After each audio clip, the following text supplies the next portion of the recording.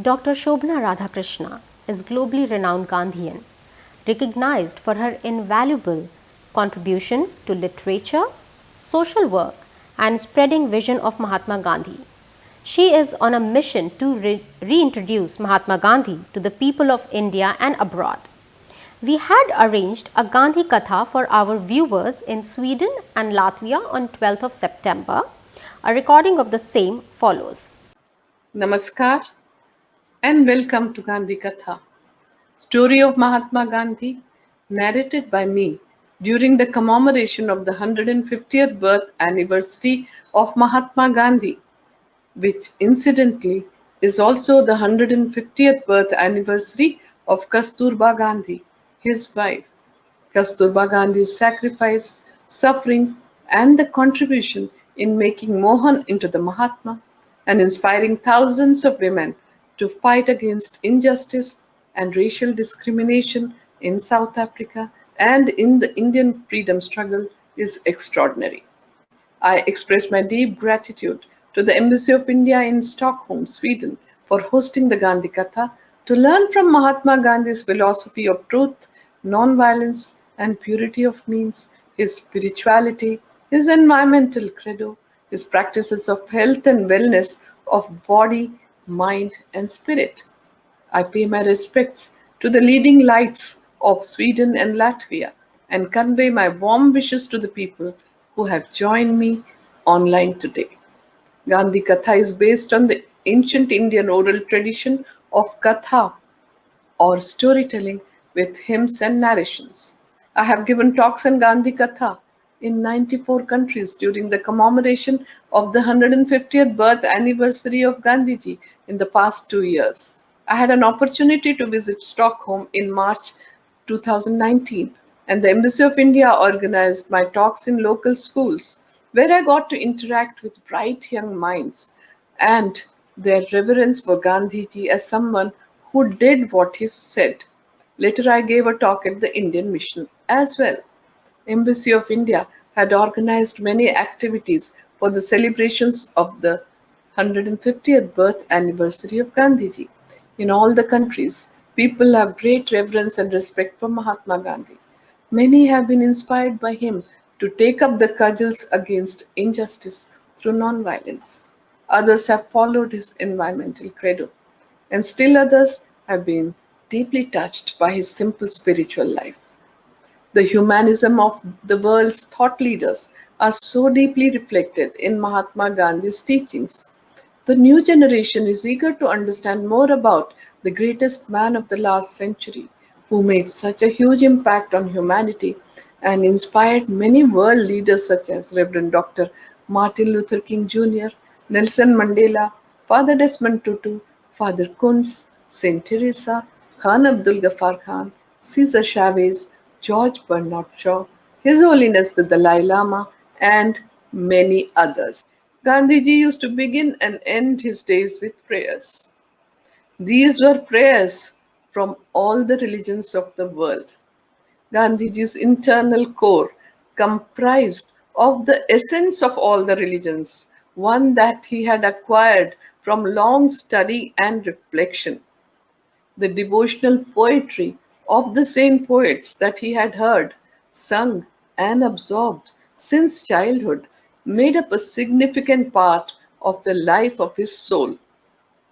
He said that ultimately all the religions point to the same truth of compassion, love, forgiveness, and tolerance, and that everyone must study the essence of all the religions in an attitude of perfect reverence and must have friendship and respect for the practitioners of different religions and diverse cultures.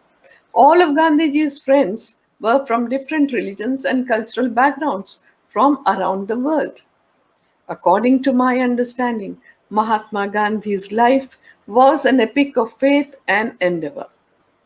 His faith was in truth, the ultimate reality of truth, and he endeavored to attain it through non-violence throughout his life till the very last breath. Gandhiji's adherence to truth, non-violence, and purity of means has inspired me to give Gandhi Katha so that people can put their hearts into understanding Gandhiji, get inspired to learn from his extraordinary moral and ethical leadership, his simple spiritual life, revolutionary thoughts, actions, his lifelong service to humanity against all forms of violence and injustice, and how he continues to inspire people in all the parts of the globe at all times and in all ages. Perhaps the greatest source of strength for Mahatma Gandhi was in his faith in God. Truth was the deepest and the most complete form of God. The faith gave him the constant realization that he was to be nothing but an instrument in his hands. He was to go wherever he was led. All the great masters of the world had already walked on that path. For him, the guidance of God constituted two things. One, he had to walk on the path enlightened by truth that was available to him in whatever measures and form. Two, he had to constantly gaze inwards and find inspiration through self introspection, self examination, and self purification. He did it by repeated questioning, and that question was, Ko Aham, who am I? What am I? And what is the purpose of my life? This question has been asked in our ancient Indian civilization since the past 5,000 years. The answer came to Mahatma Gandhi that the purpose of life was to serve others. The deeper the faith, the greater was the endeavor for Mahatma Gandhi. He said, Truth is God.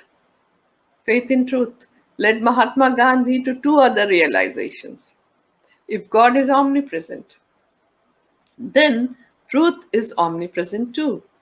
If each human being were an aspect of God, then each person is capable of being truthful, of being good and doing good to others.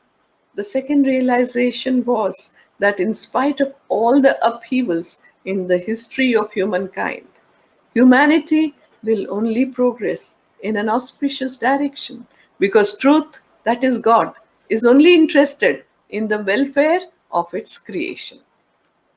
His endeavor throughout his life was devoted to the search of that element of truth, to awaken it and to nurture it. This is why he could feel oneness with everyone. For most of us, this realization does not set in easily.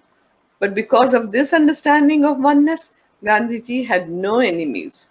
He did not want to settle scores with anyone, nor did he want to take any revenge. He merely wanted to extend his love, compassion, and respect to everyone.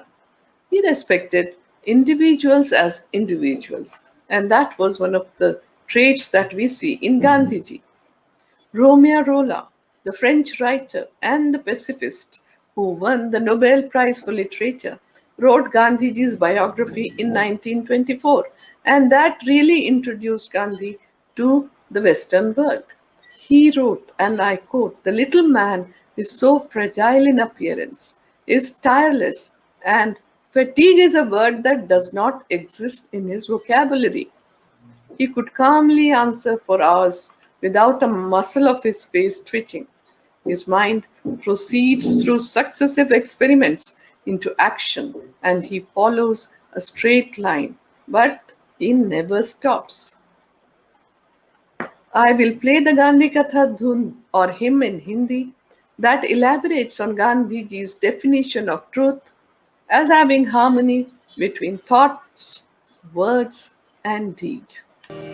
मन वाणी कर्म में सत्य ही तुझो मन वाणी कर्म में सत्य ही तुझो जीवन में मंगल के द्वार दे तुझो जीवन में मंगल के द्वार दे तुझो ज्ञान कर्म भक्ति का हो सम्यक विधान ज्ञान कर्म भक्ति का हो सम्यक विधान सुंदर का सुमधुर भगवान सत्य शिव सुंदर का सुमधुर भगवान मन वाणी कर्म में सत्य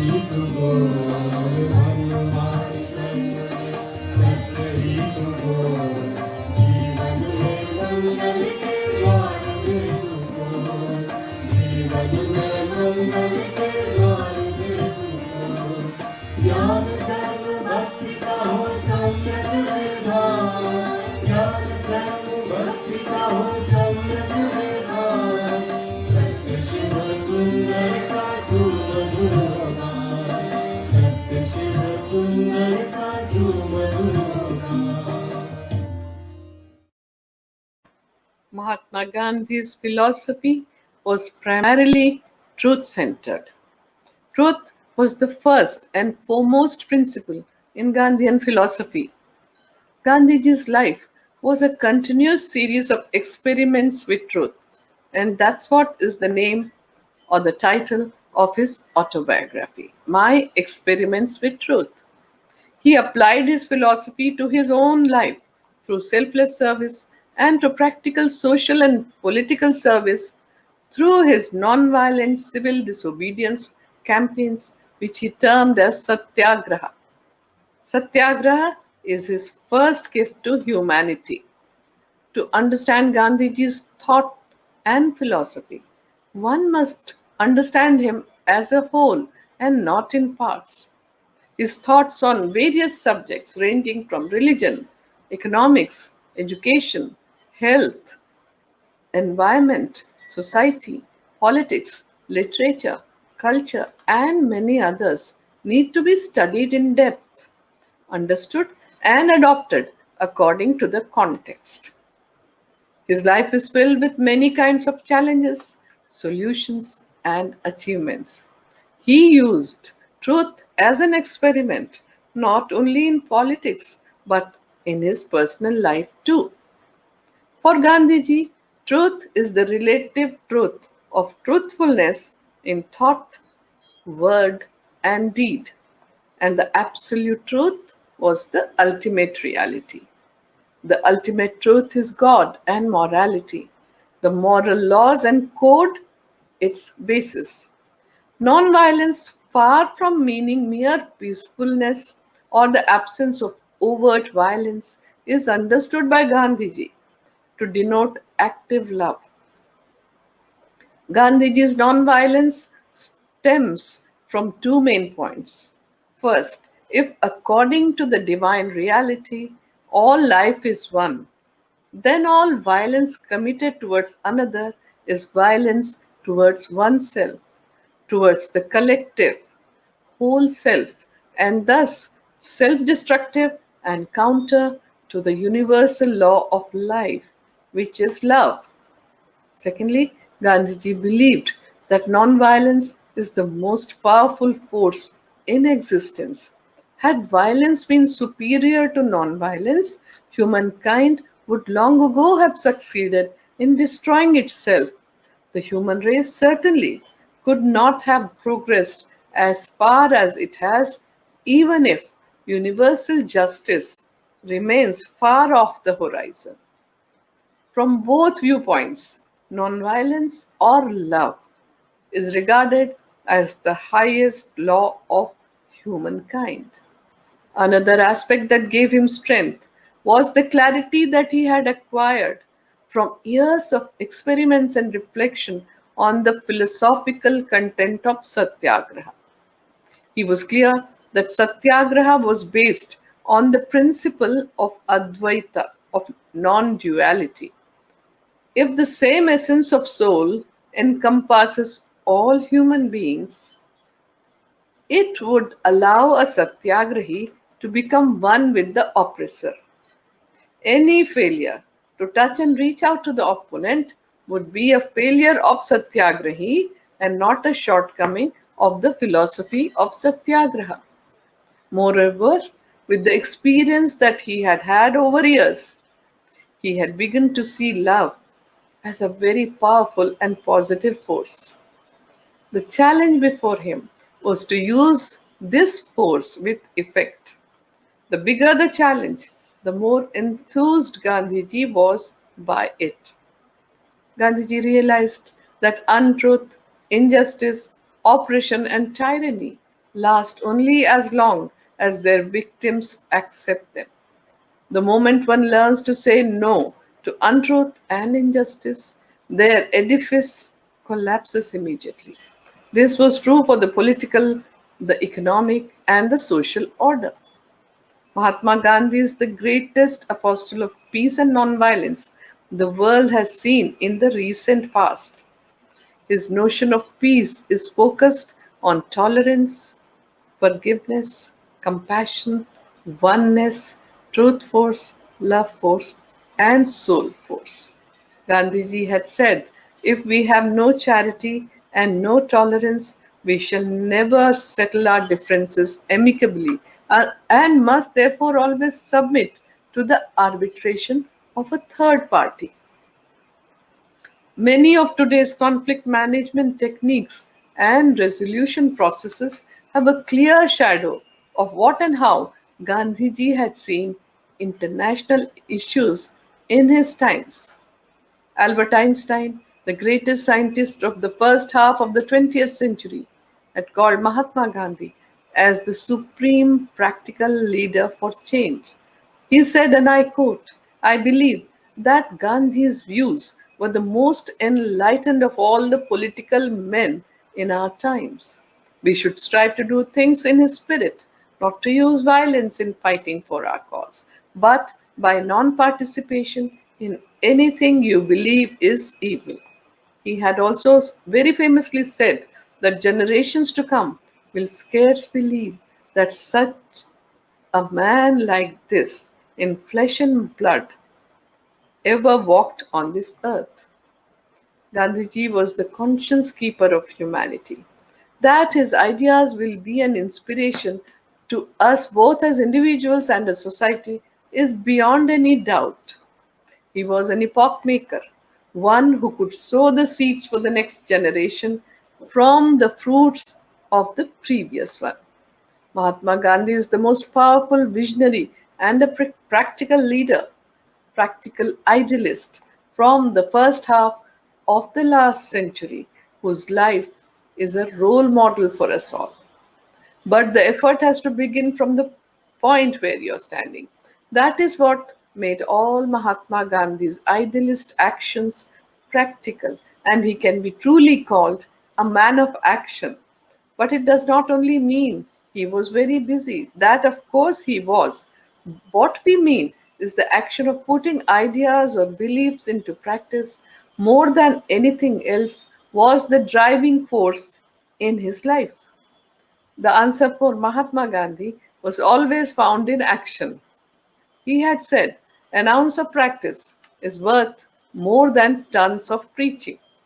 So one has to understand him not only through the intellect, but also from the emotional part of you and from the acts of his life. Usually, people see him from different perspectives. Some people may think of Gandhiji as a politician, but at the same time, some would think of him as a saint, and there are others who will think of Gandhiji as a nation builder. He may be all this, but I think when we consider Gandhiji, we have to try to find out what is the common stream in all these different aspects of life that you see in his personality. One was the commitment to value, and the second one was efficiency in the kind of work that he did. This is part of his comprehensiveness, and there was a unique mixture of, for example, enthusiasm on one hand and patience on the other. Mahatma Gandhi has made significant and seminal contributions that span across such disciplines such as economics, spirituality, conflict resolution, international peace, civil rights, education, politics, and much more. And this is something at that time, it was a different kind of world, and it was the most harmful and destructive impact on the world was that of imperialism, colonization, violence, war, materialism, and the greed for controlling the world. Mahatma Gandhi advised to shun these seven social sins in his speech on October 22nd, 1925. Politics without principle, wealth without work, commerce without ethics, knowledge without character, pleasure without conscience, science without morality, worship without sacrifice. In my opinion, Mahatma Gandhi's life left the most powerful and strong imprint on the humanity of the world. He had said, my life is my message. John Haynes Holmes, a pacifist, anti war activist, and the founder of the American Civil Liberties Union, had met Gandhiji in London in 1931 and then in India in 1947. He found Mahatma Gandhi's presence, those bright eyes shining through his spectacles, his voice so clear and yet so gentle, the whole presence so simple and yet so strong. He had said that I believe that he is unquestionably the greatest man living in the world today and one of the greatest men who has ever lived. I think of Gandhi, I think of Jesus Christ. He lives his life, he speaks his words, he suffers, strives, and will someday nobly die for his kingdom of honor. I will play Gandhi Katha Dhun in Hindi. It's a hymn in Hindi about Gandhiji's philosophy of truth, non-violence, purity of means that combined to make Satyagraha. लागी रे लगन लागी रे लगन सत्य अहिंसा में मन मेरा मगन सत्य अहिंसा में मन मेरा मगन लागी रे लगन सत्य अहिंसा में मन मेरा मगन सत्य अहिंसा में मन मेरा मगन अहिंसा से सत्याग्रह सीखा सत्य अहिंसा से सत्याग्रह सीखा सर्व प्रकार के भय का मोचन सर्व प्रकार के भय का मोचन सत्य अहिंसा में मन मेरा मगन लागी लगन सत्य अहिंसा में मन मेरा मगन सत्य अहिंसा में मन मेरा मगन Time magazine had listed out three most important protests over 190 years. The first one is the Boston Tea Party. The second one is the Dandi March or the Salt Satyagraha. And the third one is the March of Washington. We can see a common thread. The first and second were against the same company, the East India Company. And there is a common thread of non-violence in all three. In 1930, with a pinch of salt, Mahatma Gandhi shook the world. He started out on 12th March from his Sabarmati ashram in Ahmedabad in Gujarat to Dandi, the seashore town, with 79 fellow marchers, walked for 24 days, walking 10 miles a day, stopped at 48 villages to give talks morning and evening, covering 241 miles, till he reached the Dandi shore on 5th April. In the early hours of the morning on 6th April, when he picked up a fistful of muddy lump of earth with salt, 100,000 people joined him, and towards the end of the campaign, 300,000 people broke the salt law all over India.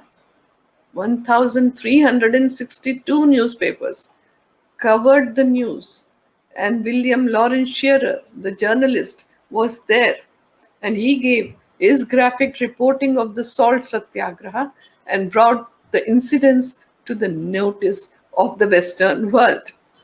He had spent some memorable time with Gandhiji, and the experience changed his life. Gandhiji remains as the most powerful global brand ambassador of peace and non-violence, a youth icon who fought against injustice, an apostle of peace and non-violence, a man whose values can make the world a better place today. In 1904 in South Africa, after reading John Ruskin's book, Unto This Last, Barrister Mohandas Gandhi transformed his life overnight and started leading a community life of self control, voluntary poverty, bread labor, and Sarvodaya, welfare of all. He established four ashrams in his lifetime, two in South Africa called Phoenix Settlement in 1904 and Tolstoy Farm in 1910, and two ashrams in India, Sabarmati Ashram in Ahmedabad in 1917 and the Sevagram Ashram in Wardha, Maharashtra in 1936, where Kasturba Gandhi and Mahatma Gandhi lived in poverty like the common villagers of India. These ashrams were his ideals of a non-violent face-to-face society for Sarvodaya, the welfare of all, and carrying out constructive programs, which is his second gift to humanity. Gandhiji's ashrams had a mingling of political and spiritual aims. It was a practical laboratory for transforming ordinary men and women into extraordinary satyagrahis, for offering the highest sacrifice in the freedom struggle on one hand, and to get involved in constructive programs to serve the poorest of the poor, to establish their self respect and justice. I am happy to inform you that I was born in his last ashram in Sevagram. My father was inspired by Gandhiji since his childhood and joined the non-violent freedom struggle in India and lived in the Sevagram ashram. Even after Gandhiji passed on in 1948, for more than 5 decades, my parents and all of us have continued to walk on the path that Gandhiji has shown to humanity. The life and thoughts of Mahatma Gandhi are intertwined and inseparable. His politics was imbued with his spiritual experiments, and his spirituality was tempered by his vision of a non-violent society, and his constructive work was integral to his politics. The unique practices of Mahatma Gandhi, his control of palate, his fasts, his spinning, his silence, and his prayers gave him the internal strength and were as much a part of his politics as of his spiritual life. These practices and experiments were sustained and nurtured by the community in the ashrams that he had founded. The ashram community, through its own practices, affirmed, modified, and validated Mahatma Gandhi's ideals and practices and continues to do so even till today. This shows the relevance of his practices. Gandhiji carried out his experiments in health and wellness through nature cure in the ashrams. His diet control, hydrotherapy, sun bath, mud packs, and observing silence for one whole day was part of the treatment. So obviously all the ashram inmates also participated in it. Our friend, the British Quaker, Sir Horace Alexander, lived in Gandhiji's ashrams for quite some time. And he noticed that the bell used to ring 56 times in the ashram. He said, and I quote, Gandhi had wonderful courtesy and punctuality. I was to learn quickly that he was the slave of watch. He had more to do in every 24 hours than almost any other man. So he had learned how to pack the most into every minute. Yet he never gave the impression of being hurried and impatient. Gandhiji has given 3 gifts to humanity. The first one is Satyagraha. The second one is constructive programs. And the third one is Ekadasha Vrata, or the 11 observances, which were a set of rules for the ashram inmates for spiritual progress and voluntary self-control. Ivan Illich, the Croatian Austrian philosopher, came to Sevagram ashram in 1978 and sat for a long time in the cottage where Bapuji used to live. It is called Bapu Kuti. Bapu in Hindi means father. And he said, and I quote, "This hut of Mahatma Gandhi demonstrates to the world how the dignity of the common man can be brought up. It is also a symbol of happiness, which we can derive from practicing the principles of simplicity, service, and truthfulness." I will play the Gandhi Katha Dhun, which explains Gandhiji's philosophy of truth is God.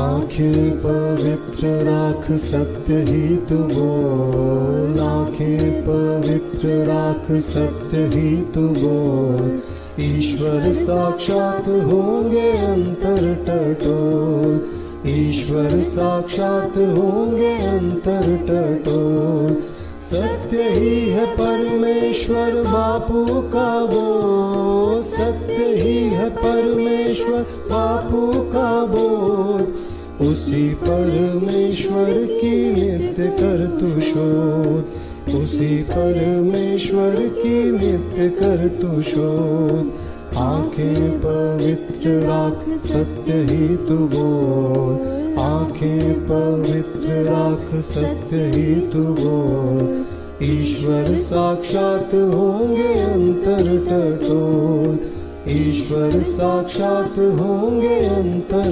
टटोल, ईश्वर साक्षात होंगे अंतर टटोल.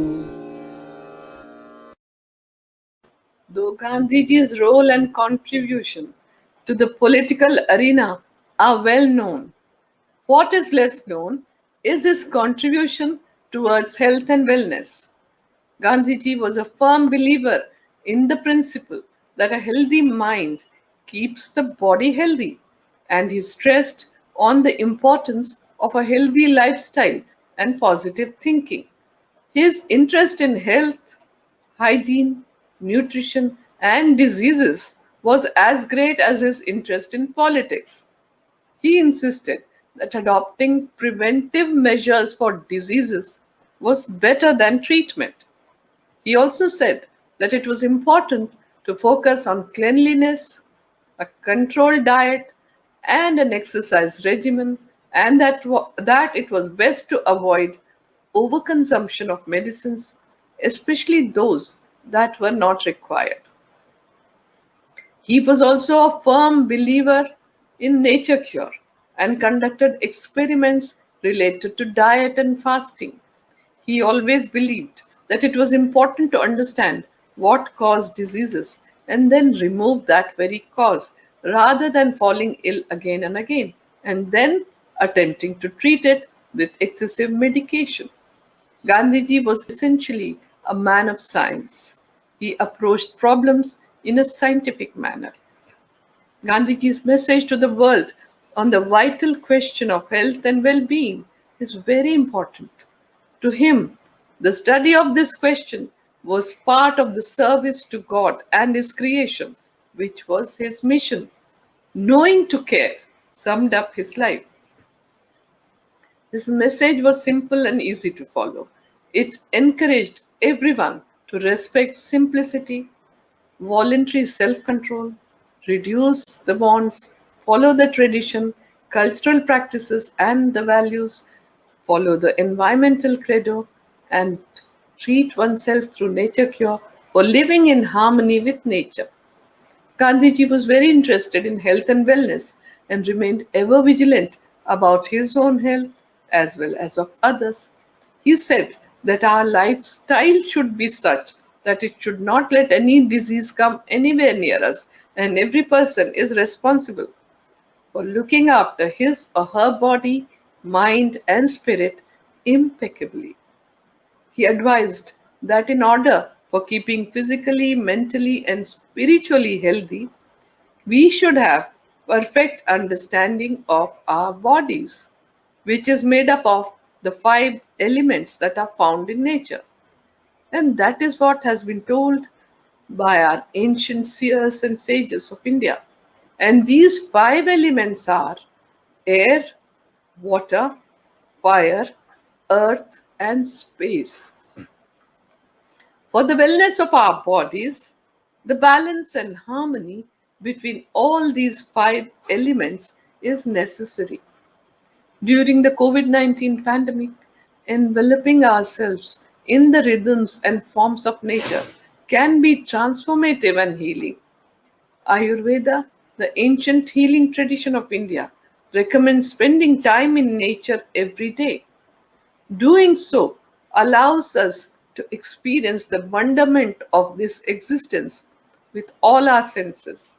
Nature allows us to shift our attention beyond the domain of our ego and to recognize that we are inextricably connected to the universe.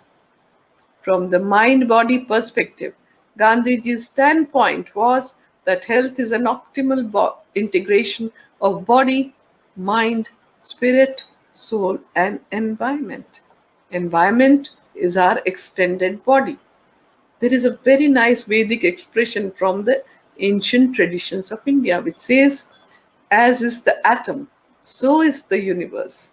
As is the microcosm, so is the macrocosm. As is the universal body, so is the cosmic body. As is the universal mind, so is the cosmic mind. Yoga and meditation integrate all components of health, and Gandhiji was a strong believer in nature cure, Ayurveda, and Ashtanga Yoga as well. His experiments with nature cure were always on himself. He also advised his friends and disciples to follow these remedies and treated and cured 30,000 patients through nature cure. Dr. Sherwood Eddy, a leading American Protestant missionary, a prolific writer and educator, visited Gandhiji in the Sabarmati ashram in 1929 and wrote that Gandhiji's bodily presence is like that of Apostle Paul or Socrates. He impressed us as the most childlike, the most transparent, the most lovable of man. His whole character is centered in his unique passion in truth and reality. Very few people know that as a couple, Gandhiji and Kasturba Gandhi contributed immensely 123 years ago to public health emergency, treating the patients and serving humanity. During the Second Anglo-Boer War from 1899 to 1902 and in the Zulu uprising of 1906 in South Africa, Barrister Mohandas Gandhi established the Natal Indian Ambulance Corps along with 300 free Indians and 800 Indian indentured labor and served as stretcher bearers for the grievously wounded prisoners of war. He not only went in Johannesburg in 1904 when there was a bubonic plague outbreak, he along with his wife Kasturba Gandhi rushed to help them but quarantined the patients in an empty godown after thoroughly cleaning and sanitizing it and treated them through nature cure. Gandhiji and Kasturba Gandhi returned to India in 1915 at the age of 45. And in 1918, there was an outbreak of Spanish influenza pandemic. Gandhiji opened up his Sabarmati ashram as a quarantine center, treated and served patients through nature cure, provided simple vegetarian diet to boost immunity and maintain physical distancing. Gandhiji and Kasturba Gandhi took care of the families of the patients, looked after their physical, mental, and spiritual needs, gave them correct information for maintaining physical distancing, hygiene, exercise, and other things to be becoming positive, and joined them in prayers and meditation, and taught them to take care of each other during the time of the Spanish flu pandemic. On 10th November 1918, Gandhiji had said, and I quote, "Our ancestors could build such tough bodies in the past, but today we are reduced to a state of miserable weakness and are easily infected by noxious germs moving about in the air."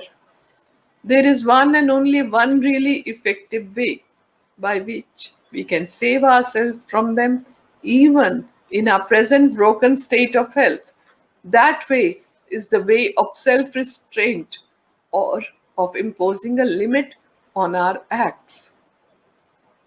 In 1906 or thereabout, in his newspaper Indian Opinion, Gandhiji had published a few articles on Guide to Health, and it became very popular. In August 1948, he wrote the book Key to Health, in which he wrote that anyone who observes the rules of health mentioned in this book will find that he has got in it a real key to unlock the gates leading him to health. He will not need to knock at the doors of doctors or vaidyas, the traditional health practitioners, from day to day. Today, the world is facing three kinds of crisis globally. First is the coronavirus COVID-19 pandemic, which is causing immense physical stress, sickness, death, fear of death, and existential crisis. The second is the serious and long drawn financial crisis, which is also causing physical and mental anguish. And the third is the ecological crisis, which has already impacted everyone. We have to look for answers somewhere within ourselves by learning from the life of Mahatma Gandhi, who had said, "My life is my message." It was an open and transparent life, and there is so much to learn from that. The lesson the pandemic is teaching us is simple. When one member of the family falls sick, the entire family is affected, and soon the community is affected, the nation is affected, and then other communities in other nations in this globalized world. The well being of one individual has an impact on people on the other side of the globe. This is true of every action of ours. What we eat, what we buy, what we think, and what we do has reverberations and repercussions on all life on earth. It is this anubandha, this interconnectedness, that sustains all life on earth. We are all in this together as one human family, whether we choose to see it or not, living on the same planet Earth, our Mother Earth. The current COVID 19 pandemic is a wake up call for every country, big or small, rich or poor, developed or developing. It has opened our eyes to the fragility of the existence of humans. Our ancient sages and seers have always looked upon us as Vishwamanava, global citizens, and said that this world is one family, Vasudhaiva Kutumbakam. Therefore, we need to work out a solution together during this crisis. Many lessons are very clear, and some are still unknown, surrounding us in uncertainty. This uncertainty is causing mental stress, anxiety, existential crisis, fear of extinction, and death. And the mass psychology of living in depression and grief is pointing out towards this fact in the current pandemic. We are collectively grieving for the loss of our known lifestyle. When a crisis makes you feel stressed, meditation, prayer, chanting, and deep breathing relieves the stress response. Fear and anxiety are forms of stress that become exaggerated when events become uncertain, when you feel a loss of control over the situation, and when the stress keeps repeating itself without let up. The thinking mind reacts to all of these conditions. It always has, even in normal times, but a crisis brings stress into high relief, making it very capable of lowering the immune system of our body and causing inflammatory diseases. Decades ago, stress was classified as epidemic of modern life. The Gandhian way of life is the best guide to practicing the coping mechanism that induces relaxation, calmness, inner peace, absence of anxiety, and remaining positive. Therefore, Gandhiji comes across as the greatest healer and the wellness guru who comes free of cost during and after the coronavirus COVID 19 pandemic. Gandhian principles of freedom from fear and care for all is a perfect prescription in these times. Gandhiji's emphasis on healthy lifestyle, empowerment for self-care and care of the community would make perfect sense. I once again take this opportunity to thank the Indian Mission for hosting the Gandhi Katha. My special thanks to all of you who have joined me online. I will end with the Sanskrit peace benediction for the universal welfare. Om Sarve Bhavantu Sukhina Sarve Santu Niramayaha Sarve Bhadrani Pashyantu Ma Kaschid Dukkha Bhag Bhavet. Om Shanti Shanti Shanti. Let all be happy. Let all be healthy. Let all experience auspiciousness. Let no one be overwhelmed by grief. Om, peace, peace, peace. With Gandhiji's blessings, who had said that peace is the only positive force which will lead us from darkness towards light, I will end today's Gandhi Katha with the Gandhi Katha hymn in Hindi, Shubha Mangal Ho. May the earth be auspicious, may there be auspicious good, may there be good, may the earth be auspicious, may the sky be auspicious, may every particle on earth be auspicious.